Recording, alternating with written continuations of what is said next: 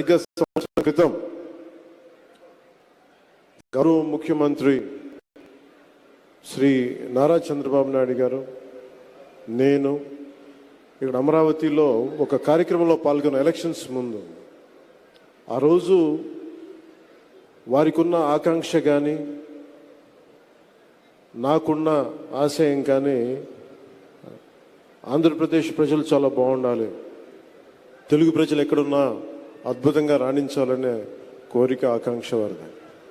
అలాంటిది ఈ రోజున 164 సభ్యులతోటి, అసెంబ్లీ సభ్యులతోటి, 21 పార్లమెంట్ సభ్యులతోటి ఘన విజయం ఇచ్చినందుకు మీ అందరికీ ఈ ఉగాది పర్వదినాన మరోమారు మీకు ధన్యవాదాలు తెలియజేసుకుంటా ఉన్నాను. అంటే మీరే కనుక అండగా నిలబడకపోయిండుంటే ఈ రోజున ఇంత ఘన విజయం ఉండేది కాదు. ఈ రోజున మీరు ఎంతమంది గత ప్రభుత్వంలో ఎన్నిసార్లు చూసింటారు చెప్పండి.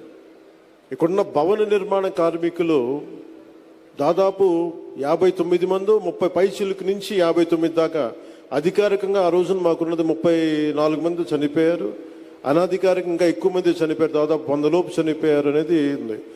అలాంటి భవన నిర్మాణ కార్మికుల్ని ఇబ్బంది పాలు చేసిన ప్రభుత్వం అదైతే ఈ రోజున భవన నిర్మాణ కార్మికుల్ని వేదిక పైన కూర్చోబెట్టి మీ కష్టం ఏంటి చెప్పు అని చెప్పి ఒక బలమైన, ఒక అనుభవశీలైన ఒక ముఖ్యమంత్రి ఆధ్వర్యంలో రాష్ట్రం ఎలా ఉంటుందో ఆ ప్రభుత్వానికి, ఈ కూటమి ప్రభుత్వానికి నిదర్శనం.